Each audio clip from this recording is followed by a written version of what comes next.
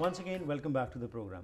Sex and Spirit series ਵਿੱਚ ਅਸੀਂ ਤੁਹਾਡੇ ਨਾਲ ਸਾਂਝ ਪਾਇਆ ਕਰਨੇ ਹਰ ਹਫਤੇ, ਜਿਸ ਵਿੱਚ ਕਿ ਇਸ ਚੀਜ਼ ਤੇ ਐਮਫਸਾਈਜ਼ ਕੀਤਾ ਜਾਂਦਾ ਹੈ ਕਿ ਸੈਕਸ ਨੂੰ ਇੱਕ ਟੈਬੂ ਨਾ ਸਮਝਿਆ ਜਾਵੇ, ਕਿਵੇਂ ਇਸ ਨੂੰ ਸਪਿਰਿਚੁਅਲ ਤਰੀਕੇ ਨਾਲ ਅਸੀਂ ਡੀਲ ਕਰੀਏ ਤਾਂ ਕਿ ਘਰਾਂ ਦੇ ਵਿੱਚ ਜਿਹੜੀਆਂ ਸਮੱਸਿਆਵਾਂ ਪੈ ਰਹੀਆਂ ਨੇ ਉਸ ਨਾਲ ਨਜਿੱਠਿਆ ਜਾ ਸਕੇ। ਅੱਜ ਇੱਕ ਹੋਰ ਇੰਪੋਰਟੈਂਟ ਟੌਪਿਕ ਤੇ ਅਸੀਂ ਗੱਲ ਕਰਨ ਜਾ ਰਹੇ ਹਾਂ, ਸੈਕਸ ਐਡਿਕਸ਼ਨ ਅਤੇ ਪੋਰਨੋਗ੍ਰਾਫੀ ਕਾਰਨ ਘਰਾਂ ਦੇ ਵਿੱਚ ਕਿੰਨੀ ਤਬਾਹੀ ਮਚ ਰਹੀ ਹੈ। ਇਹ ਹੈ ਕੀ ਇਹ ਸਭ ਕੁਝ, ਇਸ ਦੇ ਬਾਰੇ ਕੈਲੀ ਮੌਂਗਾਜ਼ੇਬ ਜਿਹੜੇ ਕਿ ਇੱਕ ਮਾਸਟਰ ਫੈਸਿਲਿਟੇਟਰ ਹਨ ਵਰਚੂਸ ਪ੍ਰੋਜੈਕਟ ਨਾਲ, ਇਹ ਸਾਡੇ ਨਾਲ ਸਾਂਝ ਪਾਣਗੇ। Welcome to the program. Thank you, Harpreet. Thank you. So in the past, what we have talked about how this taboo of sex has ruined families. So today we're going to focus upon sex addiction and pornography.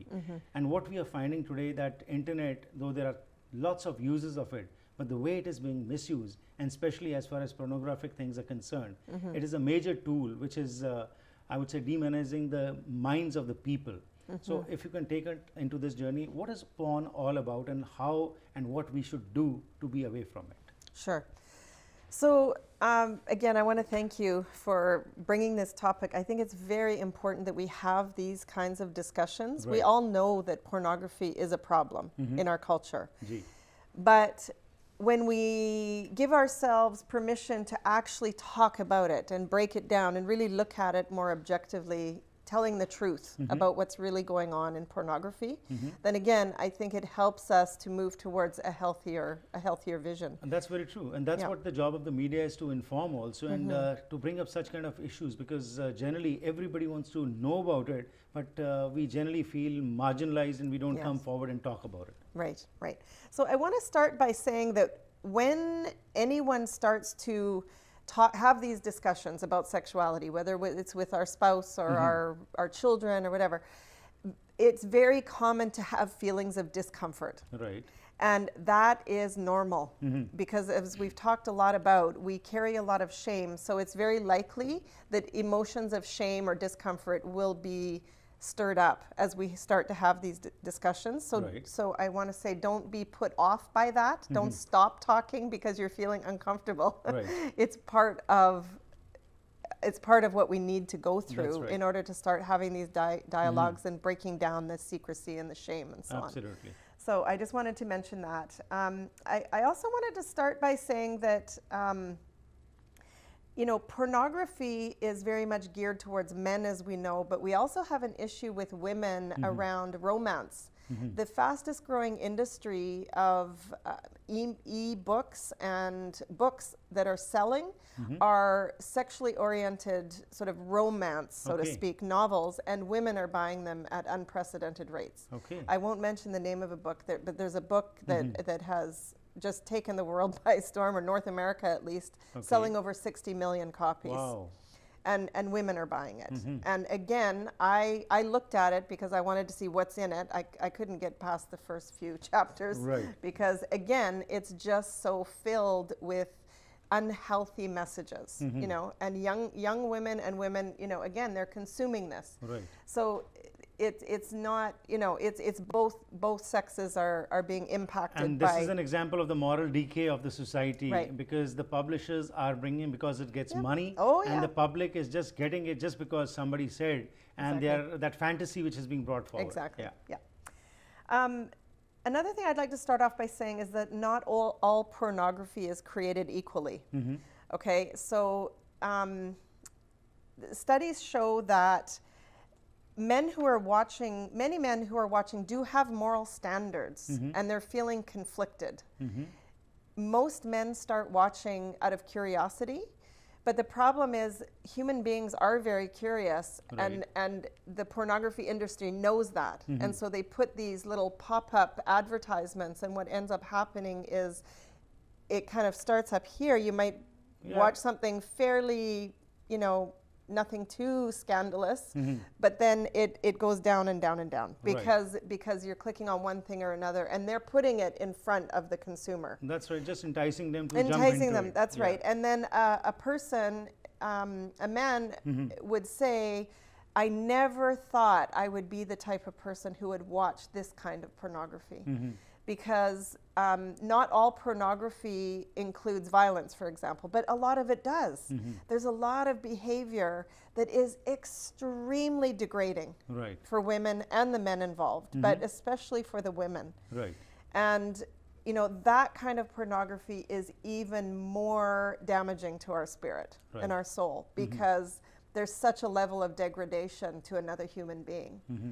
So I just want to mention that there is a, you know, there's different levels of, I don't know how to say it other than, you know, not all pornography is created equally. Right, I understand. Yeah. So basically what you're saying is, thanks for pointing out these factors, because this is very important, and because it's a very sensitive topic what we're going to talk about, and you're going to give us, take us deep into Yeah. it.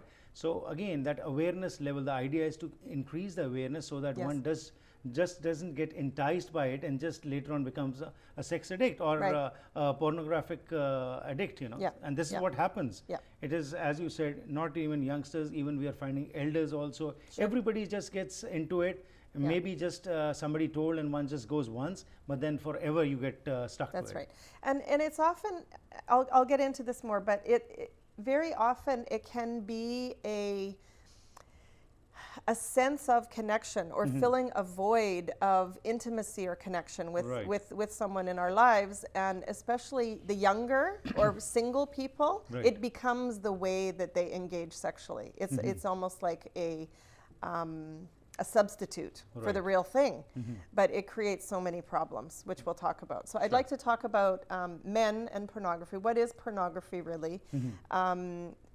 How marriages are impacted, Right. and our youth, which I Okay. think is a very important issue. Right. So when you say what is pornography, if you could explain that. Right. So pornography is a world in which promiscuity rules.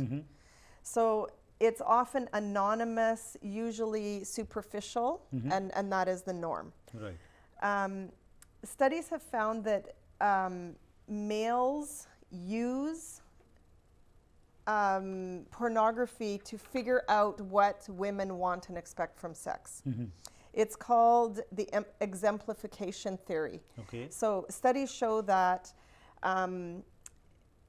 when men watch pornography, they actually go to it to learn. It's like that's their sex education. Right. And so they come away believing that what goes on in porn goes on in the real world. And they learn a few key things. They learn that all women really want sex all the time. They learn that women usually want what men want, because that's how pornography is set up. Yeah, right. It's to serve the man. And women are in a position of being not just powerless, but not really having a voice. Right. And so that promotes any cultural issues around, you know, the imbalance of power between men and women. So that adds to that. Right. And so what ends up happening is very often men will bring what they've learned into their relationship and expect that same kind of behavior. Right. Women, again, we are spiritual beings, and I think there is, whether it's conscious or unconscious, there's a rejecting of that Right. on behalf of women. I was listening to a popular talk show many years ago, and it talked about an epidemic of women being shut down sexually. And they had all these so-called they were experts on there, but they were applying, you know, creams and take this hormone and that hormone, and I was thinking to myself, that's not the issue. The issue is that women don't want to engage in what men are asking them to be engaged in. So they're shutting down, they're protecting themselves. Or they are engaging in it and the relationship is being damaged because deep down they are losing respect for one another. So the issue is that women don't want to engage in that type of sexual behavior that men are bringing into the relationship. Right. She's shut down, they're not having proper sexual relation. It's supposed to be something positive in a marriage, and it's shut down, they're not having it. But that superficiality, what you talked about, that is what is having an impact in that relationship between Yes. husband and wife, or Yes. you know, because that expectation is too high, Yes. and which has been fabricated what they see in pornography, and they want to bring it home, and that's why distances start developing, and then later on we're finding that's why the divorce rates also have gone too high in the society. Yeah. So what needs to be done over here? Because this kind of exemplification which is being brought forward in homes, that's creating a disaster in the society. Well, again, it's starting by recognizing that it's a problem. It's kind of snuck up on us. It's rampant. Right. So again, men, you're not alone in dealing with this problem. It's a social issue. It's not an individual issue. It's a social issue that we're struggling with. And women have a very special role to play in this by identifying what is healthy sexuality for them. I believe women need to play a leadership role in moving us all towards a model that is healthier, that is that positive approach that we talked about from the World Health Organization, a positive approach to sexuality. But for that you need to talk, you need to sit and discuss about these issues. Yes. So we'll talk a little bit about after the break as to how that communication can start on this particular issue, because it's a major sensitive issue and people are not ready to acknowledge or even accept.